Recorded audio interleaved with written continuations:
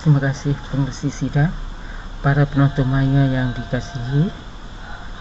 Syukur kehadrat ilahi, pada kali ini kita bertemu dalam Konvensyen Bahasa Melayu ataupun Kombayu 21 anjuran IPG Kampus Bahasa Melayu Kuala Lumpur. Dalam slot ini, saya dari kumpulan kemahiran bertutur memperkatakan tentang pertuturan dalam novel Salina, satu analisis pragmatik. Sebagai ketua kumpulan, saya Muhammad dari IPG Kampus Sultan Mizan Besar Terengganu dengan dibantu oleh Asnida Zakaria dari IPG Kampus Darul Aman Kedah, Idawati Muin IPG Kampus Tun Sin On Batu Pahat Johor, Ruziah Zainul Abidin dari IPG Kampus Temuga Ibrahim Johor Baru Johor, dan Cikgu Sufian bin Sulaiman dari Sekolah Sukan Bukit Jalil Kuala Lumpur. Pertama-tamanya, marilah kita berkenalan dalam pengenalan apa yang dikatakan pragmatik dan prinsip kerjasama. Baik, prinsip kerjasama merupakan sebahagian daripada kajian pragmatik. Pragmatik ialah kajian tentang pemberian makna terhadap sesuatu ujaran dengan mengambil kira persekitaran. Dalam prinsip kerjasama, terdapat 4 maksim yang mesti dipatuhi oleh penutur untuk memudahkan pendengar memahaminya. Baiklah, itu secara ringkas pengenalan. Kemudian kita ikuti pula lakuan bahasa.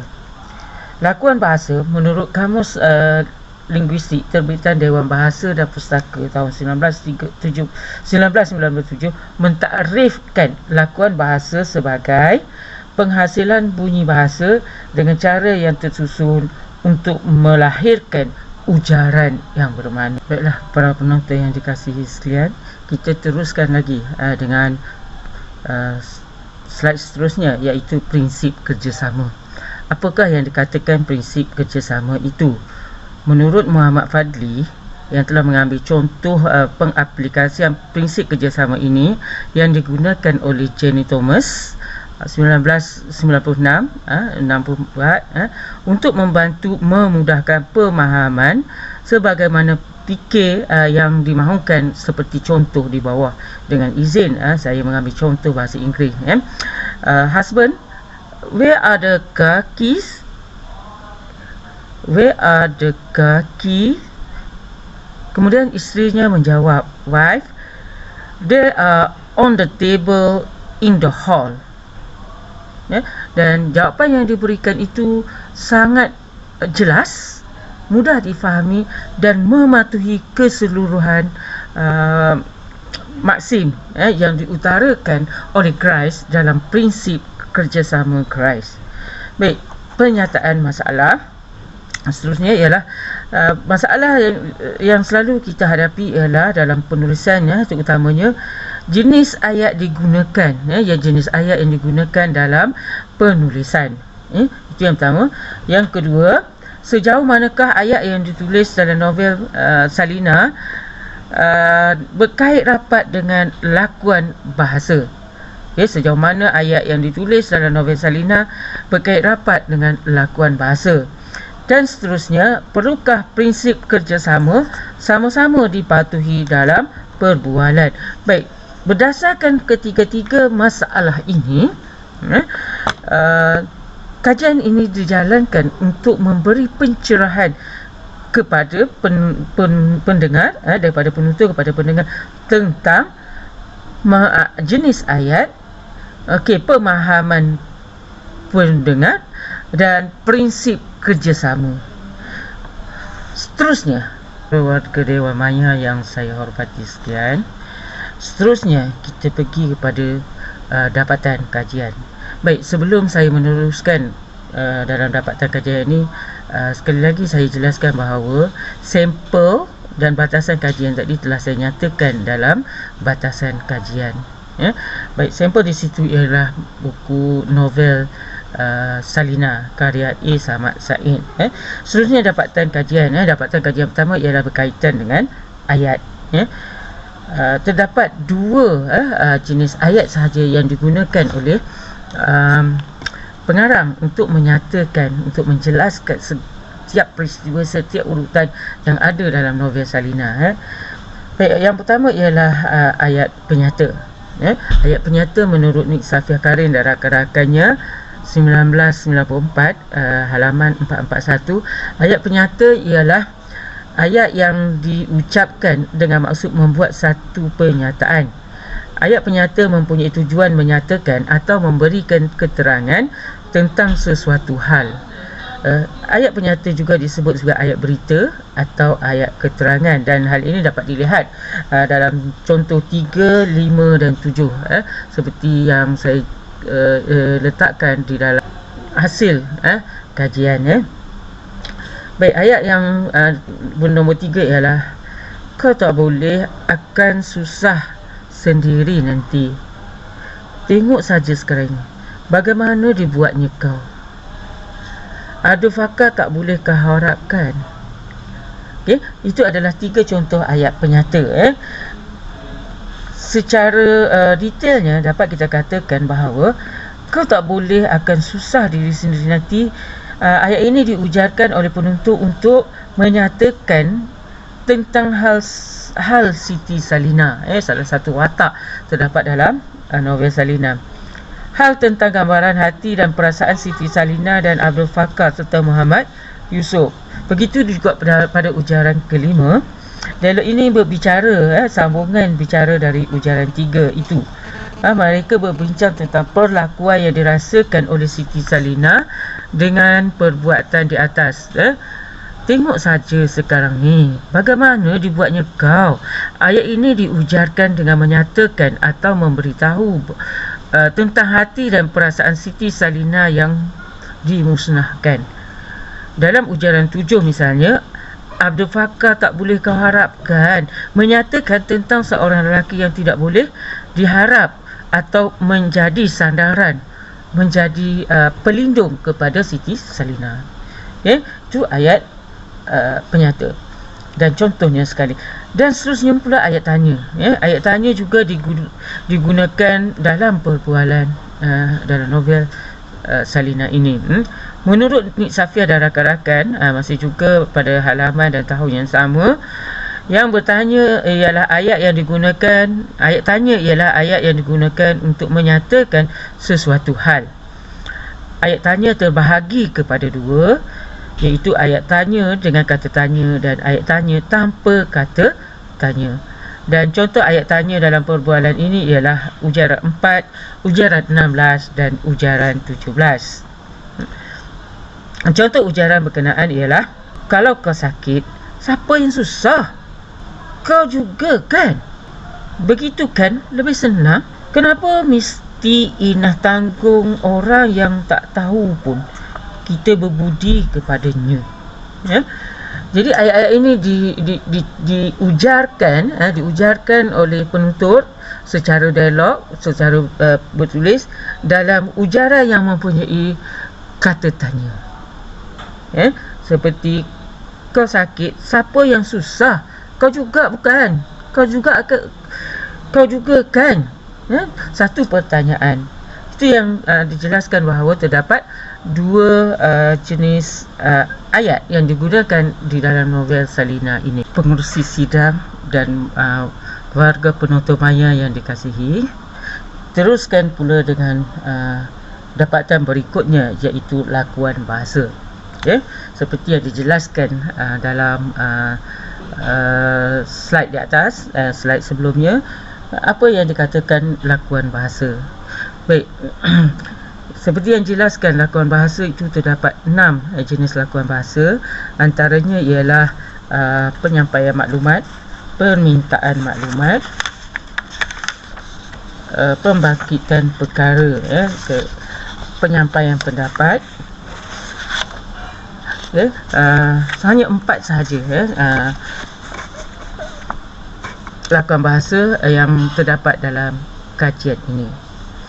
Baik, yang pertama ialah penyampaian maklumat. Yang dikatakan penyampaian maklumat ialah dialog itu menyampaikan maklumat kepada ataupun kita kata pertuturan daripada penutur itu telah memberi maklumat kepada pendengar. Okey. Baik, lakuan bahasa ini tidak melibatkan emosi atau pendirian pameran yang berucap ataupun penutur. Yang berlaku ialah pameran memberi maklumat atau keterangan sesuatu, penjelasan, memberi maklumat. Ada kalanya penyampaian maklumat ini menggunakan teknik hedging, iaitu menggunakan ungkapan-ungkapan seperti untuk makluman sebagai penjelasan dan yang serupa dengan itu. Contoh lakuan bahasa ini dapat pada ujaran 14 sahaja. Bukan Ina yang bergantung padanya, dia yang bergantung pada Ina. Mengapa pula Ina mesti membiarkan dia buat fitnah macam ni? Okey, Khatijah diam seketika. Siti Salina tidak bersuara. Suara kambing dan suara orang bergaduh sahaja yang kedengaran. Okey, maklumat yang disampaikan oleh Siti Salina tadi untuk menjelaskan mengapa tindakan demikian diambil oleh Salina. Sebab Khatijah seolah-olah menekan kepada Salina untuk menyatakan sesuatu yang ada padanya, untuk menjelaskan tentang maklumat pertuturan itu. Baik, saya ambil satu ataupun dua contoh bagi setiap lakuan bahasa. Baik, lakuan bahasa yang seterusnya ialah permintaan maklumat. Tadi penutur memberi maklumat, sekarang penutur perlukan maklumat. Okey, untuk menganalisis permintaan maklumat, dua jenis ayat yang digunakan, biasanya ayat tanya dan ayat berita.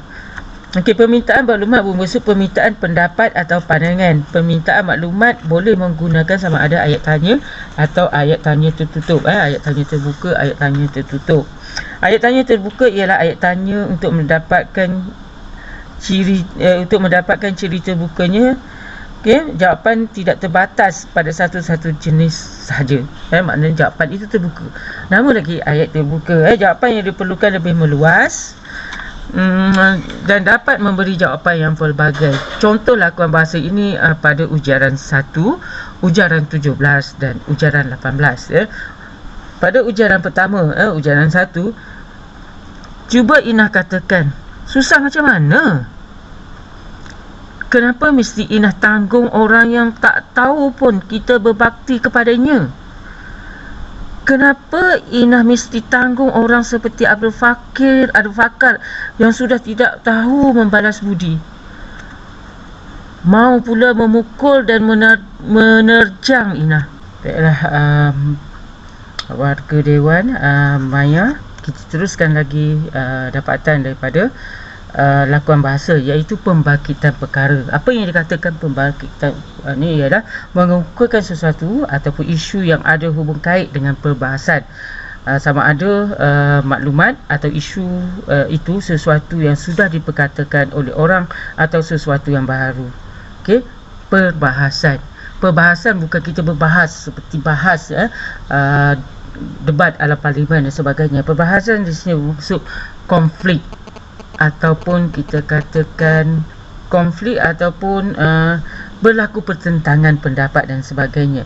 Terdapat dua ciri iaitu dua ciri dalam pembangkitan perkara, iaitu merujuk ke membangkitkan, menarik perhatian dan sebagainya.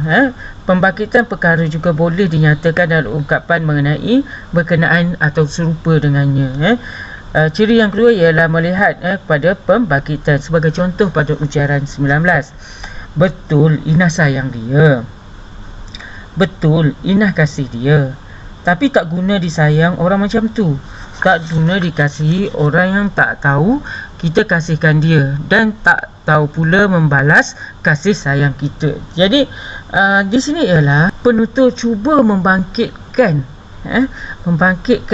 hal-hal tentang Siti Salinah supaya Salinah lebih sedar, lebih rasional, lebih menampakkan kewarasan sebab pada itu dia dengan ayat demikian dia kata betul Inah kasih seria, betul Inah kasihkan dia, tapi tak guna sayang orang yang macam tu. Keterlaluan hingga menyiksakan diri sendiri. Okey, jadi inilah yang dikatakan pembangkitan perkara, supaya pendengar itu membuka minda, membuka mata untuk mendapatkan semula rasionalnya. Baik, lakuan bahasa seterusnya ialah penyampaian pendapat, memberi pendapat. Ada dua cara untuk menyampaikan pendapat dalam keadaan ini. Yang pertama ialah menggunakan ungkapan tertentu seperti percaya, yakin, rasa, bimbang atau seumpamanya. Penyampaian pendapat yang kedua adalah sama dengan penyampaian maklumat. Penyampaian kedua ini lebih menggambarkan penyataan pendirian atau pendapat.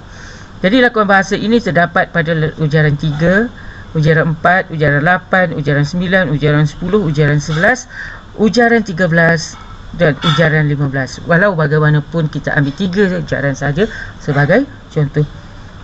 Kau tak boleh, akan susah diri sendiri.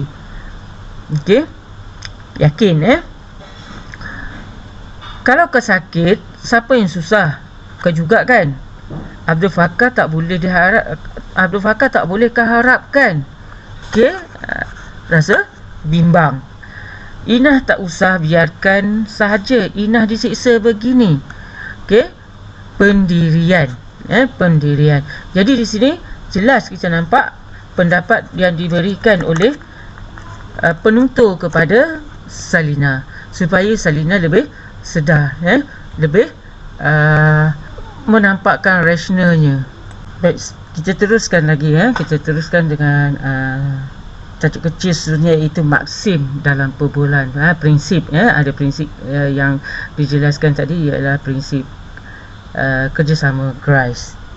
Baik, dalam kajian ini pengkaji membahagikan kepada pematuhan sepenuhnya maksim atau pelanggaran maksim dalam pertuturan itu, dalam pertuturan dalam novel Salinah ini. Pengkaji menjalankan analisis berkaitan lakuan bahasa dan prinsip kerjasama, dan kedua-duanya mesti hadir bersama-sama bagi memudahkan perbincangan. Data ini diceraikan kepada 5 bahagian bagi memudahkan perbincangan. Baik, walau bagaimanapun saya ringkaskan dapatan ini. Dalam perbincangan ini, watak Siti Salmah, Khatijah Hilmi dan Muhammad Yusuf dijelmakan oleh pengarang. Latarnya pula ialah di shelter. Dalam keadaan ini, Siti Salinah menghadapi dilema tentang perasaannya terhadap Muhammad Yusuf. Hal ini bermula dengan Khatijah bertanyakan Inah tentang kepayahan hatinya. Maka jawapan yang diberikan oleh Siti Salinah adalah diam, hanya diam. Baik, dalam hal ini secara rumusnya, sebab kita melihat di sini ialah tak banyak pelanggaran maksim, ataupun kita kata tidak pematuhan maksim. Kebanyakan maksim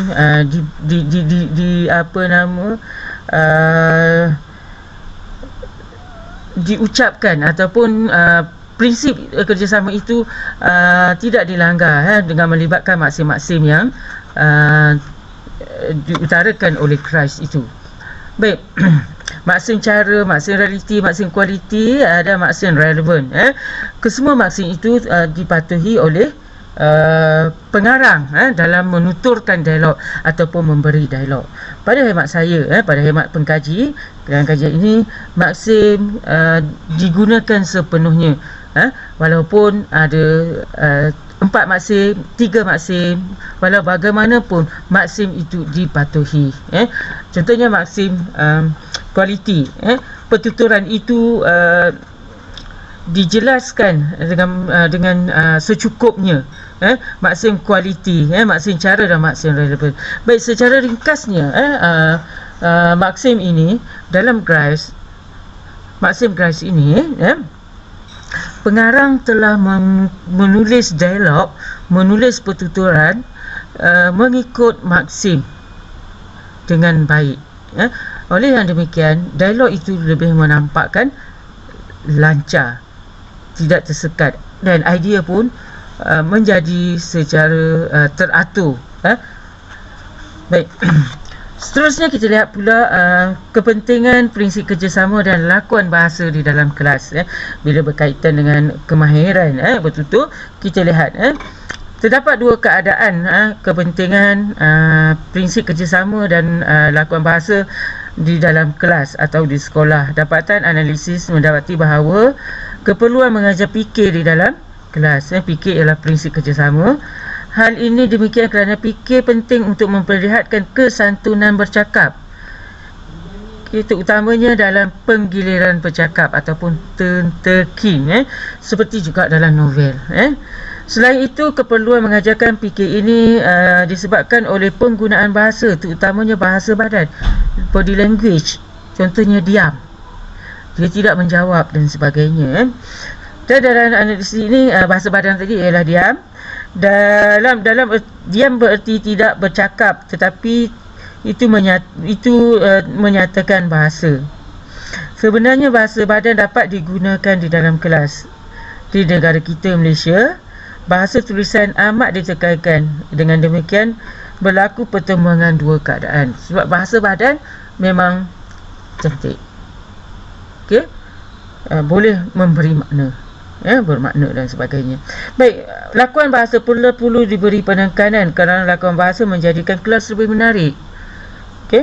Berlaku pembelajaran yang berkesan, dan makna sesuatu itu dapat dijelaskan, dan lakuan ini dapat diajar di sekolah menengah tinggi, menengah atas, dan juga pra-universiti. Baik, seterusnya saya sentuh sedikit tentang kemahiran bertutur sebagai rumusan daripada keseluruhan pertuturan dalam dialog ataupun dalam novel Salina itu tadi. Kemahiran bertutur perlu diberi penekanan dalam hal ini kerana apabila bertutur kita menjelaskan tahap pemahaman murid. Sebab kadang-kadang kalau kita guna body language, walaupun murid memahami, tetapi kita bila beri peluang mereka bertutur, mereka boleh melakukan sesuatu dengan jelas, dengan yakin dan sebagainya. Pertuturan murid juga memberi makna yang murid itu tahu dan dapat menyelesaikan masalah, problem solving ataupun secara kreatif. Murid yang fasih bertutur menunjukkan murid berkenaan boleh menyampaikan idea yang dengan baik dan kemas. Dan dalam konteks ini, kemahiran bertutur penting diberi penekanan untuk dimuatkan dalam. Baiklah, pengerusi sidang dan warga penonton maya yang dikasihi, sebagai penutup, dapat saya rumuskan bahawa implikator itu berguna untuk melambangkan sesuatu. Menurut Asmah, menyatakan bahawa bahasa tidak terbatas kepada peranan sebagai alat komunikasi dan penyampaian proposisi, tetapi adalah juga cermin bagi persepsi kita, yakni cara kita memahami dan tidak balas kepada alam sekeliling. Dalam perbualan, fikir tidak dikehendaki mematuhinya. Kajian ini menunjukkan bahawa kajian ini menunjukkan keadaan demikian. Maknanya tidak perlu kita patuh 100% pada prinsip kerjasama, sebab ada waktunya kita bercakap menggunakan kaedah wacana dan sebagainya. Hal ini kerana ia dibantu oleh lakuan bahasa. Benar. Baiklah,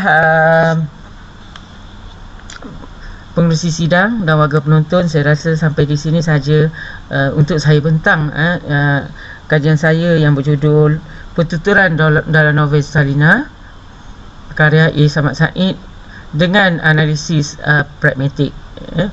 Sekian, wabillahi taufiq wa hidayah. Wassalamualaikum warahmatullahi taala wabarakatuh.